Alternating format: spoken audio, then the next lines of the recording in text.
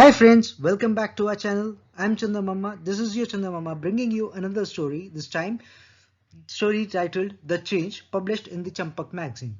So let's go towards the story. When Jumpy Rabbit was coming out of his house, he came across Miku Monkey. "Where are you heading for so early?" asked Miku. "As usual, going to buy bread and milk," replied Jumpy. But he found Miku with a sad face. He failed to understand what the matter was. "It means that you are not aware that your uncle met with an accident," said Miku. "He is in a critical condition." Jumpy was so scared with the news and he ran towards the hospital. Miku had a big laugh to see Jumpy running in a disturbed state of mind. Miku enjoyed troubling others.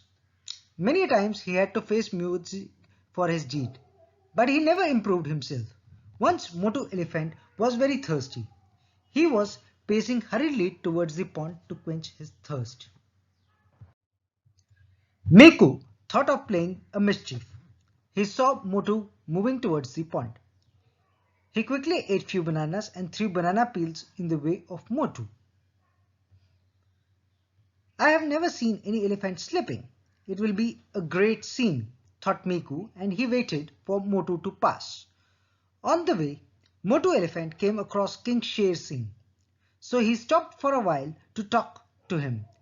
Suddenly, two wild dogs came running, and when they saw Miku, they started barking. Miku feared dogs, especially the wild dogs. He saw their sharp teeth. He got scared to death. To save life, he ran fast as he could.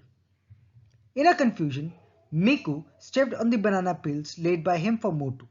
He slipped and fell down on the thorny bushes next to the road. Miku cried in pain as hundreds of thorns had pierced his body. Instead of causing trouble for the others, he himself landed in trouble. But in spite of taking lessons from this incident, Miku did not improve. One day, Blackie Bear was standing on a pool and was repainting the signboard of his shop. Miku, who was sitting at a distance, was thinking about a new mischief.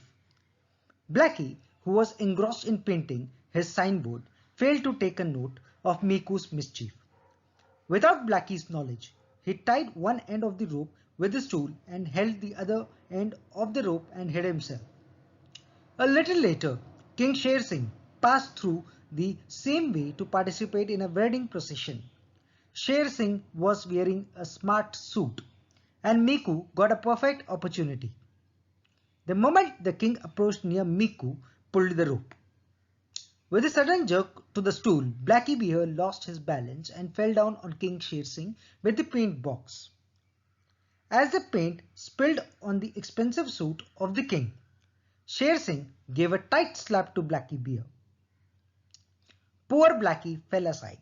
As he saw Miku sitting, holding one end of the rope, he understood that it was mischief done by Miku.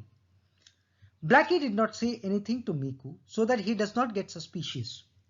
Deep in his heart, he had decided to teach a lesson to Miku.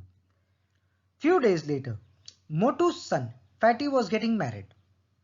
As usual, Miku arrived at the wedding venue to create some problem.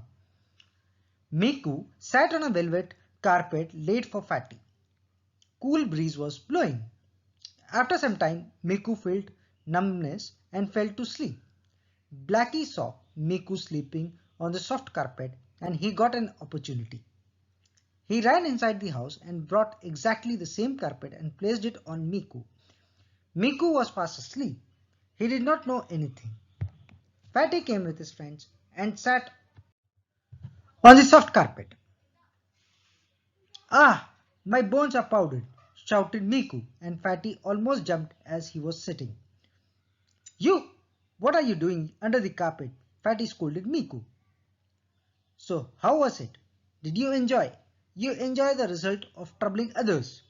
If you will trouble anybody in future, you will not have your single bone intact," said Blackie as he came to Miku.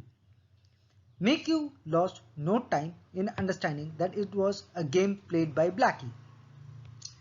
Please forgive me, Blackie uncle. I promise I will not cause any trouble to anybody in future. Miku fell at Blackie's feet to apologize. Okay, I'm excusing you this time. But if you play any mischief in future, I'll not spare you, said Blackie and gave him a small kick. That day onwards, Miku did not cause any harm to anybody. So guys, this was the end of the story. So hope you liked this strip. So